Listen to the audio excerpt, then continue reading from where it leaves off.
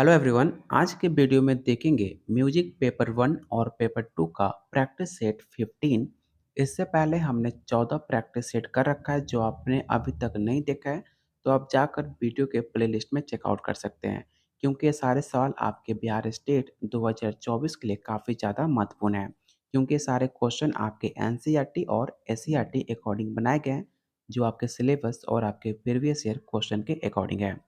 अगर आप सच में सीरियस हो बिहार स्टेट 2024 को क्लियर करने के लिए, तो आप लोग के लिए दिया जा रहा है सिर्फ 151 रुपया में टोटल 17 प्रैक्टिस सेट, जिसमें आपको 3500 क्वेश्चन आंसर और साथ में आसान भाषा में व्याख्या सहित, जिसे आप पढ़कर सारे डाउट को क्लियर कर सकते हो। अगर आप 3500 क्वेश्चन अटेम्प्ट कर लेते हो तो कोई ऐसा क्वेश्चन नहीं होगा जो आपके एग्जाम में देखने को ना मिले। और इस 3500 क्वेश्चन में आपको प्रीवियस ईयर क्वेश्चन, चाहे आपका स्टेट का हो चाहे आपका बीपीएससी का हो, सारे क्वेश्चन आपको, मैक्सिमम क्वेश्चन आपको मैच मिलेंगे। जाकर आप मेरे प्रैक्टिस सेट, या अगर आपके पास प्रैक्टिस सेट नहीं है तो मेरे वीडियो से आप क्वेश्चन मैच करा सकते हो अपने प्रीवियस ईयर क्वेश्चन से। आपको सेम क्वेश्चन आपको देखने को मिल सकते हैं। अगर आपको लेना हो तो आप मुझे इस नंबर पे आप मुझे व्हाट्सअप कर सकते हो, जो आपके सिलेबस और आपके प्रीवियस ईयर क्वेश्चन के अकॉर्डिंग आपके प्रैक्टिस सेट बनाया गया है। चलिए शुरू करते हैं आज का पहला क्वेश्चन। पहला क्वेश्चन है, दमामा वादों के किस वर्ग में आता है? पहला ऑप्शन है तत्, घन, अनुअद या ऑप्शन डी सुशीर। तो इसका राइट आंसर ऑप्शन सी हो जाएगा। दमामा औनद वाद्यों में श्रेणी में आता है।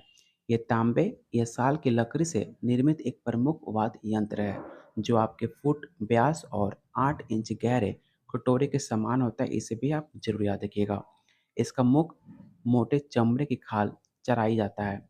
यह उत्तराखंड की लोक वाद्य यंत्र है, जो आपके ढोल और दमामा को एक साथ बजाया जाता है। इसे आप जरूर याद रखिएगा। इसका राइट आंसर ऑप्शन आपका सी होगा। सेकंड क्वेश्चन है, ग्रहों की संख्या कितनी होती है? इस क्वेश्चन को आप वीवीआई क्वेश्चन टिक आउट कर लेना, क्योंकि सवाल आपके बीपीएससी में ऑलरेडी पूछा जा चुका है कि ग्रहों की संख्या कितनी होती है। पहला ऑप्शन है 4, 6, 8 या ऑप्शन डी 9। तो इसका राइट आंसर ऑप्शन आपका ए हो जाएगा। ताल के 10 प्राणों में ग्रह भी एक है। इनकी कुल संख्या आपकी 4 होती है। कौन कौन से? तो सम, विषम, अतीत और अनागत। इसे आप ज़रूर नोट डाउन कर लेना, या आप चाहे तो इसका स्क्रीनशॉट ले सकते हो अगर आपके पास प्रैक्टिस शीट नहीं है तो। जब गीत और ताल का प्रारंभ एक साथ ही हो तो उसे समग्र की सिचुएशन होता है। और जब गीत और ताल एक साथ ना शुरू होकर आगे पीछे स्टार्ट हो तो उसे हम विषम ग्रह कहते हैं। सम और विषम का डिफिनेशन आपने समझ लिया होगा। ये काफ़ी ज़्यादा बार बार आप एग्जाम में पूछा भी जाता है, तो इसे आप जरूर याद रखिएगा। अतीत और अनागत ये विषम का ही भेद है, इसे भी आप नोट डाउन कर लीजिएगा। तो इसका राइट आंसर ऑप्शन ई होगा। और आप देख सकते हो जो आप डिफिनेशन दिया गया है कितने आसान भाषा में दिया गया है, जो आपका प्रैक्टिस सेट में आपको डिट्टो मिलेगा, जिसमें आपको क्वेश्चन, ऑप्शन और साथ में व्याख्या सहित। और आप देख सकते हो व्याख्या में कितने सारे इंपॉर्टेंट क्वेश्चन हैं। जो आप डिफिनेशन को जब आप रीड करोगे सारे पॉइंट को, तो बहुत सारे क्वेश्चन ऑलरेडी बनाए जा सकते हैं, जो आपके एग्जाम में पूछने के चांसेस काफ़ी ज़्यादा है। क्वेश्चन थर्ड कह रहा है, केवल दाहिने तबले के वर्णों की संख्या कितनी होती है? जो आपके दाहिने तबले के वर्णों की संख्या आपसे पूछा जा रहा है कि कितनी होती है। ऑप्शन है 6, 7, 8 या ऑप्शन डी 9। बात की जाए केवल दाहिने तबले की, तो वर्णों की संख्या आपकी 6 होती है। कौन कौन से 6 संख्या होती हैं? तो आप यहाँ देख सकते हो 6 का नाम यहाँ पर दिया गया है। आप इसका स्क्रीनशॉट जरूर रख लीजिएगा अगर आपके पास प्रैक्टिस सेट नहीं है तो, क्योंकि ये क्वेश्चन काफ़ी ज़्यादा इंपॉर्टेंट है। तो मैं नहीं चाहता कि आपका एक नंबर आपका वेस्ट हो, इसलिए आप इसका स्क्रीनशॉट जरूर रख लीजिएगा। क्वेश्चन नेक्स्ट कह रहा है, उस्ताद बड़े मुन्ने खान किस घराने के थे? ये सवाल आपकी यूपी पीजीटी 2021 में पूछा जा चुका है कि उस्ताद बड़े मुन्ने खान किस घराने से बिलोंग करते थे। पहला ऑप्शन है दिल्ली, लखनऊ, अजराड़ा या ऑप्शन डी फरुखाबाद। बात की जाए उस्ताद बड़े मुन्ना खान के, तो आपके लखनऊ घराने के रहने वाले थे। बड़े मुन्ना खान काफ़ी ज़्यादा फेमस तबला वादक माने जाते हैं। उस्ताद बड़े मुन्ना खान साहब ममू खान के पौत्र और मोहम्मद खान के ज्येष्ठ पुत्र हुआ करते थे। उस्ताद बड़े मुन्ना खान एक उत्कृष्ट वादक, रचनाकार और सफल गुरु भी थे। इसे भी आप नोट डाउन कर लीजिएगा। इसका राइट आंसर क्या होगा? तो ऑप्शन बी लखनऊ।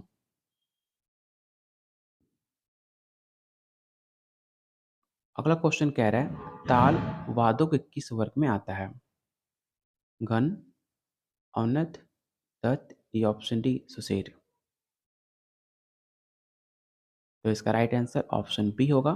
ताल औनद वर्गों के अंतर्गत आता है।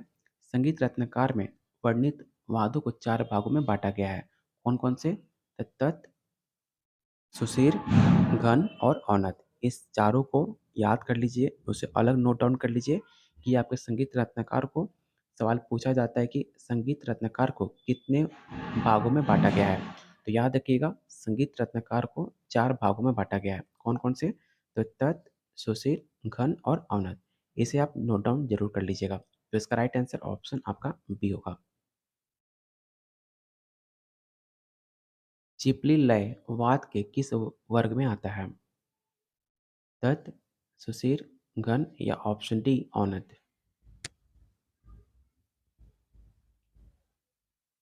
बात कीजिए निचली लय वाद के तो घन वर्ग में आता है। ये साधारण भारतीय ताल वाद्य यंत्र है जो आपके दो जुड़ी हुई मछलियों के आकार में उकरी गई लकड़ी के टुकड़े से बनाया गया है। इसका प्रत्येक सिरा दो पीतल के डिस्क के साथ एक खुले मछली के मुंह में समाप्त होता है, जो मछली हिलने पर झूमता भी है। आपने इसका चित्र देखा होगा। अगर आपने म्यूजिक का क्लास किया होगा तो हर क्लास में इसका चित्र देखने को मिलता है। तो इसका राइट आंसर ऑप्शन आपका सी होगा। अगला क्वेश्चन काफ़ी ज़्यादा इंपॉर्टेंट है। इस क्वेश्चन को आप पीवीआई क्वेश्चन टेक आउट कर लेना और आपको बताना है कि लक्ष्मी ताल में चार ताल लिखने पर क्या लयकारी उत्पन्न होती है। ऑप्शन है 3/2, 3/4, 2/3 या ऑप्शन डी 4/3। तो लक्ष्मी ताल में चार ताल लिखने पर 2/3 की लयकारी उत्पन्न होती है, जो आपकी 18 मात्रा की ताल होती है और चार ताल में 12 मात्रा होती है। इसे भी आप याद रखिएगा। और लक्ष्मी ताल में चार ताल को 2/3 की लयकारी में लिखा जाता है। कैसे लिखा जाता है? तो आप यहाँ पर देख सकते हो कैसे लिखा गया है। तो इसे आप नोट डाउन कर लेना अगर आपको आता नहीं है लिखना तो, क्योंकि लिखने के लिए भी आपके ऑप्शन में दे सकता है कि कौन सा ऑप्शन सही है। तो इसका राइट आंसर ऑप्शन आपका सी होगा 2/3। ब्रा ताल में क र व ताल लिखने पर क्या लयकारी उत्पन्न होगी? देख सकते हो कैसे सेम पैटर्न पे आपका क्वेश्चन पूछा जा रहा है और ये सवाल आपके डीटीपीएसबी में 2018 में पूछा जा चुका है। उम्मीद है कि आपके पेपर 2 वालों के लिए 2024 में बिहार स्टेट पूछा भी जा सकता है। ऑप्शन है 4/5, 5/4, 2/7 या ऑप्शन डी 7/4। तो ब्रात ताल में करावत ताल लिखने पर 2/7 की लयकारी उत्पन्न होती है। और याद रखना ब्रात ताल में टोटल आपकी 28 मात्रा की ताल होती है और करावत ताल में 8 मात्रा की ताल होती है। और ब्रावा में करावत ताल 2/7 की लयकारी से लिखा जाता है। तो इसका राइट आंसर ऑप्शन आपका सी होगा। इसे भी आप नोट डाउन कर लेना। और आप लोगों से रिक्वेस्ट है जितने लोग आप वीडियो देख रहे हो, तो वीडियो सिर्फ देखना नहीं है, वीडियो को लाइक भी करना है और अपने दोस्तों के पास, अपने ग्रुप्स के पास वीडियो को शेयर कीजिए अपने दोस्तों में। और अभी तक आपने चैनल को सब्सक्राइब नहीं किया तो आप लोगों से रिक्वेस्ट है चैनल को जरूर सब्सक्राइब कर लीजिएगा फॉर मोर अपडेट, क्योंकि बहुत जल्द आपके बिहार स्टेट के बाद बीपीएससी का भी क्लास बहुत जल्द स्टार्ट होगा। इसलिए चैनल को जरूर सब्सक्राइब कर लीजिएगा, क्योंकि आपको फ्री में बहुत सारे इंपॉर्टेंट क्वेश्चन आपको कराए जाएंगे। तो चैनल को सब्सक्राइब जरूर करना बिल्कुल मत भूलिएगा। अगर आप इसका पीडीएफ डाउनलोड करना चाहते हो तो आप मेरे टेलीग्राम चैनल पर जाकर ज्वाइन हो सकते हो, जिसका लिंक मैंने डिस्क्रिप्शन बॉक्स और कमेंट बॉक्स में मैंने दे रखा हुआ है। चलते हैं अगले क्वेश्चन पे। अगला क्वेश्चन कह रहा है गजापा ताल में धमार ताल को आर के लयकारी में लिखने पर जो प्रारंभिक स्थान पर क्या होगा? पहला ऑप्शन है 51/4, 52/3, 53/1 या ऑप्शन डी 51/2। और ऐसे क्वेश्चन आपके पेपर 2 वालों के लिए काफ़ी ज़्यादा इम्पोर्टेंट है, इसे आप नोट डाउन कर लेना। पेपर 2 वालों में एग्ज़ाम में क्वेश्चन पूछा भी जाता है। तो इसका राइट आंसर ऑप्शन आपका बी हो जाएगा। अगला क्वेश्चन में आपको सही मिलान पहचान करना है कि इसमें कौन-सा जोड़ा आपका सही है। पहला ऑप्शन है ठुमरी ध्रुव, ठुमरी ख़याल, ठुमरी या टप्पा, या ऑप्शन डी ठुमरी और दादरा।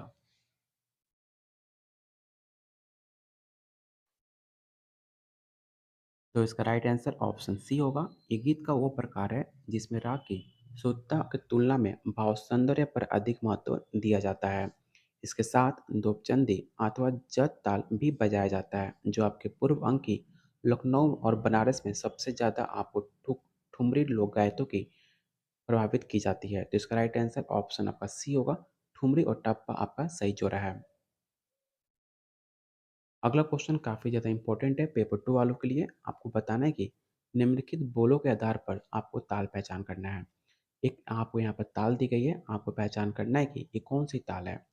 पहला ऑप्शन है ब्रह्मा ताल, लक्ष्मी ताल, शिखर ताल, या ऑप्शन डी रुद्र ताल। तो विभाग, बोल, चिन्ह के आधार पर ये रुद्र ताल माना जाता है। इसके चौथे विभाग में तीसरी और पांचवें विभाग में चौथी ताली से ये रुद्र ताल को दर्शाता है। ये भी सवाल आप याद रखिएगा कि रुद्र ताल को कैसे दर्शाते हैं। तो आपको यहाँ पर आसान भाषा में आपको दिया गया है, इसे आप जरूर नोट डाउन कर लेना। तो इसका राइट आंसर ऑप्शन आपका डी होगा। फिर से आपको सेम पैटर्न पे सेम क्वेश्चन पूछा गया है और आपको बताना है कि इस पर जो आपको ताल दी गई है, ये कौन सी ताल है। ऑप्शन है चार ताल, सुलताल, त्रिवा, या ऑप्शन डी धमार।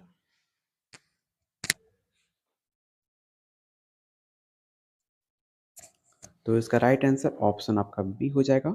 बोल चिन्ह विवाह के आधार पर यह सुलताल है, क्योंकि इस ताल की नौवीं मात्रा पर खाली का चिन्ह है। ठीक है, यहाँ पर आप देख सकते हो। और ठेके से इस प्रकार समझ सकते हैं। और आप यहाँ पर देख सकते हो, यहाँ पे ऑलरेडी आपको समझाया गया है। कितनी आसान भाषा में आपको समझाया गया, आप यहाँ पर देख सकते हो। कोई अगर सारे डेफिनेशन को पढ़े तो मुझे उम्मीद है कि कोई भी डाउट उसके मन में नहीं होगा। तो आप काफ़ी ज़्यादा आपको कम रेट में आपको प्रैक्टिस सेट दिया जा रहा है। कम रेट में देने का मकसद मकसद मेरा बस यही है कि हर कोई जो फाइनेंशियल प्रॉब्लम फेस करता है उनको फेस ना करना पड़े। और आपके 151 में आपको टोटल 3500 क्वेश्चन मिलेगा, जो आप किसी भी एग्ज़ाम को क्वालिफ़ाई करने में काफ़ी ज़्यादा हेल्पफुल होगा। क्वेश्चन 13 कह रहा है, ताल के विभिन्न भागों को क्या कहते हैं? ये सवाल ऑलरेडी आपके बीपीएससी में पूछा जा चुका है कि ताल के विभिन्न भागों को क्या कहते हैं? खंड, विभाग, अंग, या ऑप्शन डी जाति। तो ताल के विभिन्न भागों को ताल को निश्चित मात्राओं में बाँटना विभाग कहता है। इस ताल के भरे हुए खाली जगहों को पता लगाता है कि जैसे 3 ताल में 16 मात्रा और उसके 4 विभाग होते हैं। याद रखिएगा, जो आपका विभाग होता है, ताल के विभिन्न भागों में 3 ताल में 16 मात्रा और 4 विभाग होते हैं, इसे भी आप नोट डाउन कर लेना। तो इसका राइट आंसर ऑप्शन आपका बी होगा। शिखर ताल किस पद का ताल माना जाता है? पहला ऑप्शन है असम पद, विषम पद, समपद, या ऑप्शन डी किसी का नहीं। अगर मैं चाहूँ तो सारे ऑप्शन टिक आउट कर कर मैं आंसर बता सकता हूँ, लेकिन सिर्फ क्वेश्चन का और आंसर बताने पे आपको समझ में नहीं आएगा। सिर्फ क्वेश्चन आंसर आप याद करोगे तो आप आपका डाउट क्लियर नहीं होगा और आपकी अंडरस्टैंडिंग नहीं बढ़ेगी, क्योंकि आपको साथ साथ स्टेट के साथ साथ आपको बीपीएससी की भी तैयारी करनी है। इसलिए कोशिश कीजिए कि क्वेश्चन और ऑप्शन के साथ साथ पूरा डिफिनेशन पढ़ने के लिए। अगर आप सिर्फ क्वेश्चन आंसर टिक आउट करोगे तो आपका बीपीएससी का तैयारी नहीं होगा, सिर्फ स्टेट क्वालीफाई कर कर बीपीएससी में फेल हो जाओगे। इसलिए आप लोग ट्राई कीजिए कि अभी से आप बीपीएससी की तैयारी साथ में करने के लिए, और जितने सारे आपको डेफिनेशन बताया जा रहा है, सारे पॉइंट को नोट डाउन करते रहिए। तभी जाकर आप बीपीएससी में अच्छे से कम टाइम में आप एग्ज़ाम को क्वालीफाई कर कर बिहार में टीचर बन सकते हो। तो इसका राइट आंसर ऑप्शन बी होगा। शिखर ताल में ध्रुव शैली की गायकी के साथ संगत करने और मृदंग पर स्वतंत्र वादन के लिए उपयुक्त ताल माना जाता है। तो इसका राइट आंसर ऑप्शन आपका बी होगा, विषम पद। चार ताल किस पद का ताल है? पहला ऑप्शन है असम पद, विराम पद, सम पद या ऑप्शन डी किसी का नहीं। तो याद रखिएगा, जो आपका 4 ताल है वो आपका समपाद का ताल माना जाता है। जिन तालों के प्रत्येक विभाग मात्राओं की संख्या समान होती है, वो समपद ताल के श्रेणी में आते हैं। 4 ताल का छंद रूप आप यहाँ पे देख सकते हो। इसी प्रकार आपका 1 ताल, 3 ताल, दादरा, सुलताल ये सारे जो हैं आपके समताल के श्रेणी में आते हैं। तो इसका राइट आंसर ऑप्शन आपका सी होगा। रुद्र ताल किस पद का ताल है? फिर आप देख सकते हो, मैंने जस्ट आपको बताया था बहुत सारे ताल का नाम, जो सब आपके समपद के ताल के अंतर्गत आते हैं। इसका राइट आंसर ऑप्शन आपका सी होगा। और याद रखिएगा, जो आपका रुद्र ताल है उसमें विभाग दोनों 11 होते हैं। ठीक है, तो ऑप्शन आपका सी राइट आंसर होगा। अगला क्वेश्चन फिर से आपको सेम क्वेश्चन पूछा गया है, सेम पैटर्न पे क्वेश्चन है और आपके एग्जाम में ऐसे सवाल बनाए भी जाते हैं। पिछले क्लास में आपको पिछले साल क्वेश्चन में आपसे पूछ लेगा लक्ष्मी ताल, और फिर इस साल आपको पूछ लेगा यहाँ पर जो है आपके रुद्र ताल के बारे में। ठीक है, तो ऐसे सवाल बनाए जा सकते हैं। तो याद रखिएगा, जो आपका लक्ष्मी ताल है वो भी आपके समपद ताल के अंदर आता है। इसका राइट आंसर ऑप्शन आपका बी होगा, समपद। अगला क्वेश्चन काफ़ी ज़्यादा इंपॉर्टेंट है। आपको बताना है कि निम्नलिखित पेशकारा किस घराने का है। एक यहाँ पर आपको पेशकारा दिया गया है, आपको पहचान करना है कि किस घराने का पेशकारा है। तो अगर आपने म्यूजिक में थोड़ा बेसिक सा भी आपको नॉलेज होगा पेशकारा पहचान करने की, तो आप आसानी से पेशकारा पहचान कर लोगे कि किस घराने का पेशकारा है। चलिए बात करते हैं ऑप्शन की। तो ऑप्शन इसका है दिल्ली, अजरोड़ा, लखनऊ या ऑप्शन डी फरुखाबाद। तो ये पेशकारा आपका लखनऊ का है। तो ऑप्शन आपका सी राइट आंसर होगा, इसे आप नोट डाउन कर लेना। क्वेश्चन 19 कह रहा है निम्नलिखित पेशकारा किस घराने का है। सेम पैटर्न पे आपको 2 से 3 क्वेश्चन दिए गए हैं, जिसे आप प्रैक्टिस कर कर अपने कॉन्फिडेंट अंदर बिल्ड कर पाओ। अगर ऐसे क्वेश्चन आपके एग्जाम में आते हैं तो आप देखते हुए इसका आंसर टिक आउट करते चलो। तो 19 क्वेश्चन फिर से आपको एक पेशकारा दिया गया है और आपको पहचान करना है कि किस घराने का ये पेशकारा है। ऑप्शन है दिल्ली, अजराड़ा, लखनऊ या ऑप्शन डी पंजाब। तो जो ये अजराड़ा आपके अजराड़ा का है, पेशकारा जो है आपके अजराड़ा का है, घराने का है। तो ऑप्शन बी आपका राइट आंसर होगा। और ये अजराड़ा घराने का पेशकारा है। दिल्ली बाज का सामान ये भी मधुर और काफ़ी ज़्यादा मुलायम बाज माना जाता है। अजराड़े की कायदा अधिकतम ज़्यादा और लय तथा बोल डगमाते हुए चलते हैं। तो इसका राइट आंसर ऑप्शन डी होगा, अजमराड़ा घराना। फिर से आपको एक कायदा दिया गया है, पिछली बार आपको इस बार आपको कायदा दिया गया, आपको बताना है कि कौन से कायदे का ये घराना है। ऑप्शन है दिल्ली, अजराड़ा, लखनऊ या ऑप्शन डी बनारस। तो जो आपको कायदा यहाँ पर दिया गया है, ये कायदा आपके दिल्ली का है। दिल्ली घराने में 2 अंगुलियों का प्रयोग सबसे ज़्यादा होता है। यहाँ के बोल अधिकतर चांटी और सियाई के होते हैं। इसे आप नोट डाउन कर लेना कि जो आपके दिल्ली के बोल होते हैं, अधिकतर आपके चांटी और सियाई के होते हैं। अतः इसको किनार का बाज भी कहा जाता है। ठीक है, याद रखिएगा, जो आपका दिल्ली घराना है उसको किनार का बाज भी कहा जाता है आपके दिल्ली घराने को। तो इसका राइट आंसर ऑप्शन आपका ए होगा, दिल्ली। क्वेश्चन 21 कह रहा है आर के लयकारी के मुख्य प्रकारों की संख्या कितनी होती है। काफ़ी इंपॉर्टेंट क्वेश्चन है पेपर 1 वालों के लिए। आपको बताना है कि आर के लयकारी के मुख्य प्रकारों की संख्या कितनी होती है। पहला ऑप्शन है 1, 2, 3 या ऑप्शन डी 4। तो इसका राइट आंसर ऑप्शन सी होगा। आर के लयकारी के मुख्य प्रकारों की संख्या 3 होती है। लयकारी के 2 प्रकार होते हैं, कौन कौन सा? तो एक समान या सीधी लयकारी, जैसे अधगुण, दोगुण, चौगुण, ये सारे चीज़ आपके एक समान या सीधी लयकारी के अंतर्गत आते हैं। और दूसरा आपका 2 आर या जिसे आप तिरछी लयकारी के नाम से भी जानते हो। तो इसका राइट आंसर ऑप्शन आपका सी होगा। इसे आप ज़रूर याद रखिएगा। और कौन-कौन से होते हैं? तो पहले आरी, कुवारी और बियारी। इसे भी आप नोट डाउन ज़रूर कर लेना। ये 3 प्रकार के आपके लयकारी होते हैं। इसका राइट आंसर ऑप्शन सी होगा। अगला क्वेश्चन काफ़ी ज़्यादा इंपॉर्टेंट है। आपको बताना है कि तबले दाहिने की स्याही मसाला या काली पर कौन से वन बजता है?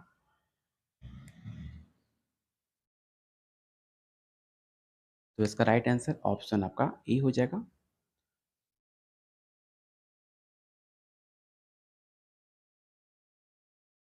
क्वेश्चन 23 कह रहा है, निम्नलिखित तालों में किस ताल में परण नहीं बजाया जाता है? ये सवाल आपके बीपीएससी में ऑलरेडी पूछा जा चुका है कि कौन सा ऐसा ताल होता है जिसमें परण नहीं बजाया जाता? पहला ऑप्शन है गजप्पा, करावा ताल, त्रिवा ताल या ऑप्शन डी धमार ताल। तो इसका राइट आंसर ऑप्शन बी हो जाएगा। करावत ताल में परण नहीं बजाया जाता है। करावत ताल लोक संगीत की एक श्रृंगार रस प्रधान ताल माना जाता है। इसमें ठेके के प्रकार और लगी लड़ी बजाई जाती है, इसे भी आप जरूर याद रखना। इसका राइट आंसर ऑप्शन बी होगा। तबला और पखावाज कितने गट्टे होते हैं? काफ़ी बार ये सवाल पूछा जा चुका है, आपके हर बार म्यूजिक पेपर में पूछा जाता है कि तबला और पखावाज के कितने गट्टे होते हैं? ऑप्शन है 4, 6, 8 या ऑप्शन डी 10। तो तबला और पखावाज के टोटल 8 गट्टे होते हैं। तो इसका राइट आंसर ऑप्शन आपका सी होगा, जो आपके लगभग 2.5 इंच लंबी लकड़ी के समान माना जाता है। क्वेश्चन 25 कह रहा है, निम्नलिखित में किस वाद्य में गट्टों का प्रयोग होता है? आपको बताना है कि कौन सा वाद्य में गट्टों का प्रयोग किया जाता है। ऑप्शन है पखावाज, सितार, सरोद या ऑप्शन डी जलतरंग। तो इसका राइट आंसर ऑप्शन आपका ए होगा। पखावाजवाद में गट्टे का प्रयोग होता है। ये थाप से बजने वाला यंत्र है जो आपके चमड़े में मारा होता है। ये मृदंग की तुलना में काफ़ी ज़्यादा लंबा और थाप जो इसकी होती है काफ़ी ज़्यादा बीन होती है। तो इसका राइट आंसर ऑप्शन आपका ए होगा। क्वेश्चन 26 कह रहा है, किस वाद्य को बजाने से पूर्व उसमें गूंथा हुआ आटा लगाया जाता है? ये सवाल हर बार आपके म्यूजिक पेपर में पूछा जाता है, इसलिए इस क्वेश्चन को आप बीफे क्वेश्चन टिक आउट कर लेना। और ऑप्शन है सरोद, पाखाबाज, नौकारा या ऑप्शन डी ढोलक। तो इसका राइट आंसर ऑप्शन बी हो जाएगा। दाहिने मुख पर स्याही लगी होती है और बाएं मुख पर अपेक्षाकृत कुछ बड़ा होता है जिसमें आटे का लेपन किया जाता है। जब स्वर नीचे करना होता है तो आटा कुछ अधिक लगाते हैं, और जब आवाज़ ऊंचा करना हो तो आटा को कम कर देते हैं। जो पाखाबाज बजाते हैं, जो संगीतकार होते हैं, उनको अच्छे से पता होगा। तो इसका राइट आंसर ऑप्शन आपका बी हो जाएगा। और आज का लास्ट क्वेश्चन रहेगा, आपको बताना है कि निम्नलिखित तालों में किस ताल में पेशकारा और कायदा बजाया जाता है? इसको बहुत सारे बच्चे को कन्फ्यूजन होता है और मुझे उम्मीद है इसमें आप गलती भी करोगे। ऑप्शन है झप ताल, कचप्पा ताल, तीन ताल और ऑप्शन डी है एक ताल। अगर आपने म्यूजिक का थोड़ा बहुत नॉलेज होगा तो आप सही राइट आंसर करोगे। अगर आपको नॉलेज नहीं है म्यूजिक का भी, बस आपने सिर्फ डिग्री लिया हुआ है, तो आप इसका आंसर नहीं दे पाओगे।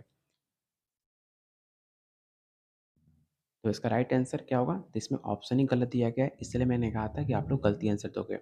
बात की जाए आपकी पेशकारा और कायदा बजाने की, तो पेशकारा और कायदा आपके झपताल, तीन ताल और एक ताल तीनों में बजाया जाता है। तो इसका राइट आंसर ऑप्शन ए, सी और डी तीनों में बजाया जाता है आपका पेशकारा और कायदा। इसलिए इसमें ऑप्शन गलत दिया गया है, इसे आप जरूर नोट डाउन कर लीजिएगा। ऐसे क्वेश्चन आपके कहीं नहीं मिलेंगे और जो आपके एग्जाम को दृष्टिकोण से काफ़ी ज़्यादा महत्वपूर्ण है। तो आपको बताना है कि आउट ऑफ 27 आज आपने कितने क्वेश्चन राइट अटेम्प्ट करे। आप लोग कमेंट करोगे तभी मुझे लगेगा कि आप कितने वीडियो देख रहे हो, कितने आपका आंसर सही हो रहा है, कहाँ पे आपकी कमी हो रही है।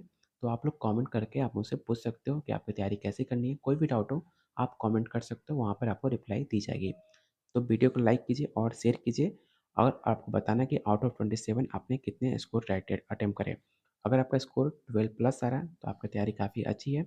अगर आपका स्कोर 12 से कम आ रहा है तो आपको प्रैक्टिस सेट लेने की ज़रूरत है, जो आपको मिलेगा सिर्फ 151 में, जिसमें आपको 3500 क्वेश्चन आंसर और साथ में आपने देखा होगा कि जो मैं वीडियो करा रहा हूँ उसमें कितने आसान भाषा में आपको डेफिनेशन दिया गया है, जो आपको प्रैक्टिस सेट में सेम देखने को मिलेगा। तो लेने के लिए आप मुझे इस नंबर पे आप मुझे व्हाट्सअप कर सकते हो, जो आपको बना हुआ है एनसीईआरटी और एसईआरटी और आपके सिलेबस और आपके प्रीवियस ईयर क्वेश्चन के अकॉर्डिंग। तब तक के लिए वीडियो को लाइक कीजिए, शेयर कीजिए और अपने दोस्तों के पास अपने ग्रुप्स में वीडियो को ज़रूर शेयर कीजिएगा। अगर आपने अभी तक चैनल को सब्सक्राइब नहीं किया है तो चैनल को ज़रूर सब्सक्राइब कर लीजिएगा। अगर आप इसका पीडीएफ डाउनलोड करना चाहते हो तो आप मेरे टेलीग्राम चैनल पर जाकर इसका पीडीएफ डाउनलोड कर सकते हो, जिसका लिंक डिस्क्रिप्शन बॉक्स और कमेंट बॉक्स में मैंने दे रखा हुआ है। चलिए बहुत जल्द मिलते हैं अगले क्लास में।